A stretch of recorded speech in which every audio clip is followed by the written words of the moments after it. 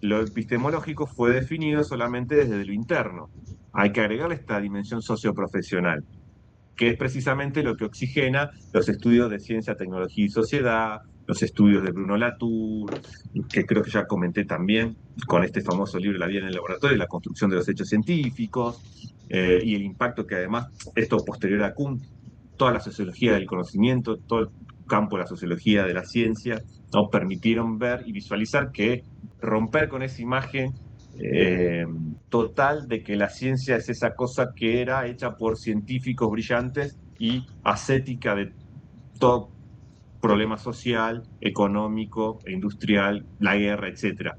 Y esto se tuvo mucho mayor conciencia por algo que pasó en el siglo XX, hacia mediados del siglo XX, que fue la Segunda Guerra Mundial, que cambió el mapa para muchísimas cosas. Fue importantísima en un montón de cosas, en el desarrollo tecnológico, en el desarrollo de dispositivos tecnológicos, armamentístico, pero también el impacto de la subjetividad, en la salud mental. Es decir, fue, digamos, tuvo un impacto, por lo menos para el mundo occidental, muy fuerte, porque además involucró a muchos países, más allá de la participación y que la guerra se dio en un territorio específico, todo lo que involucró y la posguerra también, ¿no?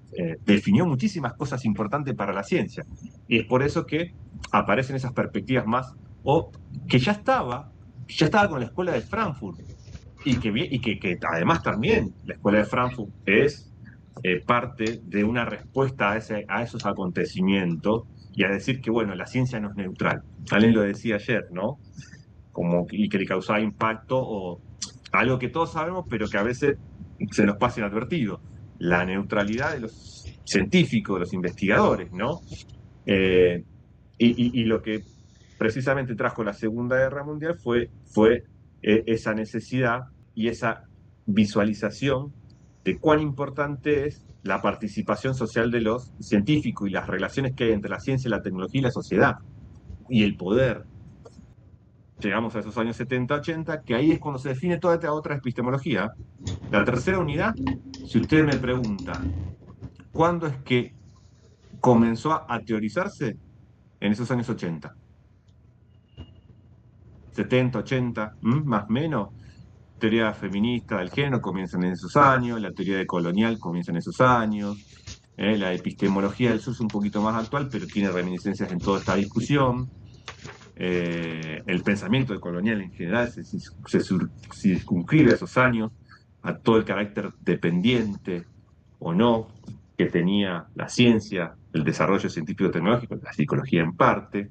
En ese sentido, básicamente en su libro titulado La psicología en América Latina en el siglo XX, hace una síntesis de 6.6 observaciones sobre lo que él ha percibido en cómo se está desarrollando la psicología en este contexto específico. Lo primero es testigo de que se tiene una fuerte orientación científica, con aplicaciones y con todo el método científico, etcétera, y predominantemente cuantitativa. El segundo aporte es de todas maneras el carácter dependiente, es decir, se reconoce como Estados Unidos como el eje del conocimiento y todo aquello que no pase por, esa, por ese visto bueno, digamos, que haya figurado en una publicación sobre un tema que vincule a Estados Unidos, como que no estaría figurando en el bosque de las teorías.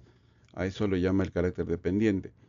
La escasa originalidad también es otro de su tercer aporte, donde básicamente ve que muchas investigaciones se limitan o se han limitado a la adaptación, la variación de test y básicamente pocos aportes genuinos. Un cuarto punto es sobre nota que hay cada vez más relevancia social y hasta un enfoque político de los conocimientos más bien regionales o locales.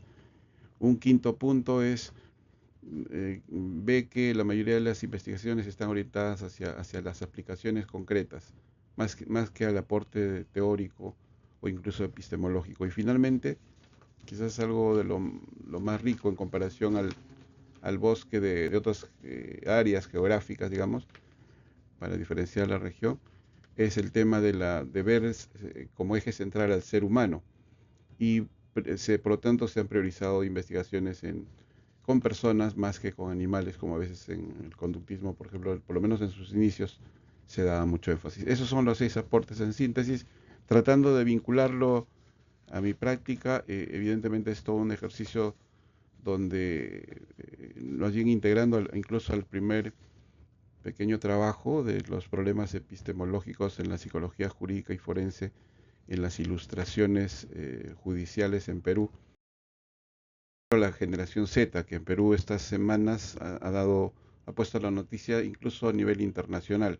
Haciendo un paralelo a la generación Z, los vemos que están en las calles, incluso hay un chico con prisión preventiva, de manera injusta, evidentemente, donde más bien se ve una espontaneidad, casi como un hartazgo a las distintas situaciones de injusticia que todos somos testigos, y esto creo que va más allá de Perú. Y más bien hay un carácter nacionalista. Lo que pasa en Perú no es ajeno al contexto internacional, ni lo que está pasando en otro lado. Digamos, pasa en todos lados. Hay una discusión. La pregunta que nos tenemos que hacer es cómo esto impacta o nos viene a traer algo interesante como herramienta de análisis teórico epistemológico para la psicología a la hora de abordar los problemas o enfocar los problemas o desarrollar soluciones, ¿no?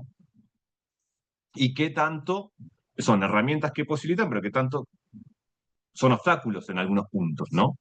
También analizar las resistencias y por qué y a qué se deben.